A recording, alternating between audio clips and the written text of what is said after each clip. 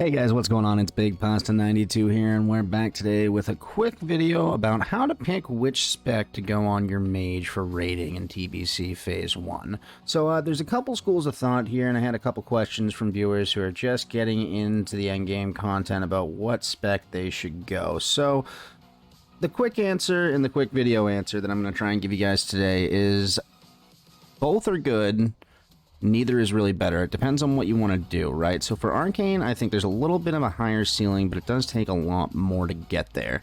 It takes a lot more help, not just from gear, but from other players in the raid. Shadow Priest giving you mana, innervates from druids, things like that. Whereas Fire is a little bit more self-sufficient. You don't have as many mana problems, and you tend to do a lot better over long fights. Whereas Arcane can do better over long fights, but it takes a lot more to actually get that done. So really quickly, let's just start with the basics. Let's go over the Arcane Rotation real quick, and I'll tell you something right now, really simple. So this is me raiding with Surge a couple weeks back with not half as much gear as I have now, just doing my Arcane Rotation. You pop all cooldowns, Icy Veins, Arcane Power off rip in this situation on this boss, at least we did, and you just spam your Arcane Blast, that's it. So what you're going to notice is when Arcane Blast stacks 3 times, you gain, it's about 600 plus mana cast, right? It's a lot. So when you're really casting fast with that reduced cast time, maybe there's a Lust, maybe you have Quag's Eye popped, you're using a lot of mana. So you're going to need mana gems, you're going to need potions. What you're also going to need is a Shadow Priest in your group, guaranteed.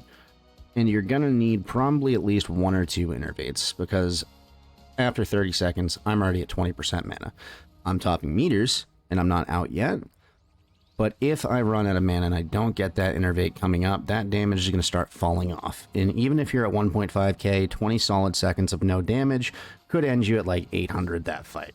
Okay, so that's obviously no good. Now, this is not a comparison for damage purposes. This is just to show the rotation difference. So let's look at Fire for a quick second. And basically all you do for Fire on a single target raid boss is just stack your Scorches up until 5 stacks. There's more steps, but it's really not hard. Technically, it's harder because it's not just one button. But then after your 5th Scorch, just pop your Fire Blast and continue to cast Fireball and then Fire Blast right at the end when it's off cooldown. And, you know, just Fireball, Feather and Fire Blast, Fireball, Feather and Fire Blast until your Scorches run out, then rinse and repeat. Your Combustion you can save for kill phases because you do get a 20% damage bonus when any mob you're attacking is less than 20%. You get a bonus, so that's good. You can save it for that, or if you think the fight is long enough where you can get 2 off, you can also do that. If you think it's going to be 3 minutes before it gets to 20%, that's a good way to do it too. Just another way that Fire is really, really viable in those long fights. So, quick pros and cons list that I did up, just to give you guys an idea of what you're looking at. So, Arcane, high damage on short fights, right? Short fights, you probably don't need any help at all. Low hit cap, only 76 after you spec into the talents, and I'll have a link to the talents in the description below. So this is for the 4021 Arcane spec, if anyone was curious, and there's a couple different Fire specs you can play with, but this is really the only Arcane spec. For Frostbolt, you need to be higher hit counts, but if you're doing this correctly, you probably aren't using Frostbolt, so don't worry about that. Another pro, easy rotation and higher ceiling, but it can take as many as 3 innervates, plus Shadow Priest regens, plus mana gems, plus potions, plus, you know, a million other things to actually keep your mana up for some of these longer fights. So if you always have mana, you're probably doing the most damage. But if you don't, and that seems to be the case in a lot of groups that can afford to toss those innervates around willy-nilly on mages, then it's probably not the same case. And, you know, in Kara, you're probably limited to 1 druid, right? So maybe not the play.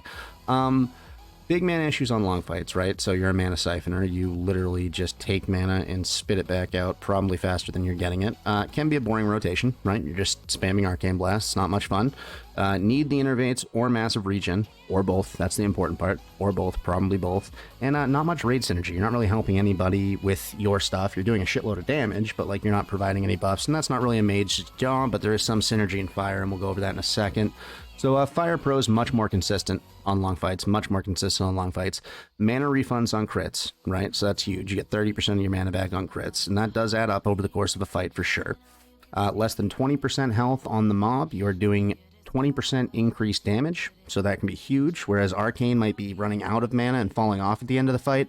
Fire's actually starting to build momentum, right? So that's a big perk, especially in some of these harder fights when you're really trying to get it down and it's been a long fight and you're struggling for resources. That damage boost can be a big help. And you get moderate synergy with other Fire mages because you guys are stacking the same scorches, right? So you don't need to cast 5 anymore. You just need to cast like 2 or 3, and the other mage is going to cast the other 2 or 3. Not huge, but there's some benefit to that. And you also get an extra consume. So I'm going to show you Big Pasta. I just did that Dr. Boom damage meter right there in this gear. The maiden video, I had much less gear. Much less gear. But this is pretty solid stuff, right? This is a lot of really good raid gear. I didn't have any buffs or anything like that.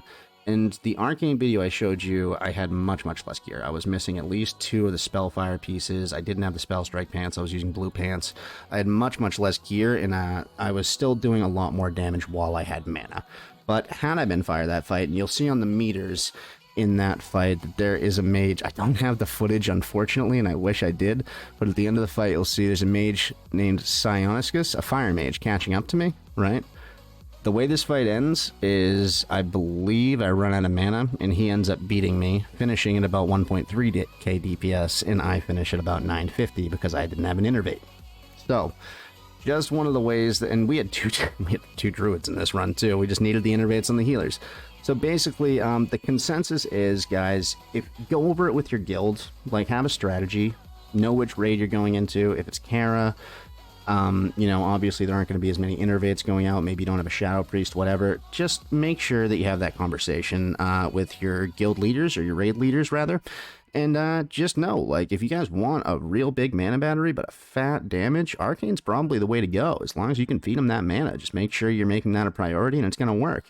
If you don't want to sit there and dedicate all those resources to one damage, and you want the safety and security of using those on a healer, then probably just go Fire. Probably just go Fire. Very good spec. It's like splitting hairs, picking between the two. The only difference is if one of them is going to cause you problems, it's probably going to be Arcane. Whereas Fire is more than likely not going to cause you any problems at all. But that's it for me today, guys. Thank you for watching. As always, be sure to like, comment, and subscribe if you enjoyed the video, or if you have any new ideas, you want to see a new video, like, comment, subscribe, all of that jazz as well. Yeah, that made a little bit of sense. You get what I'm saying. Either way, and remember to hit that follow button on twitch.tv/bigpasta92. That's all from me, guys. We'll see you next time. Bye.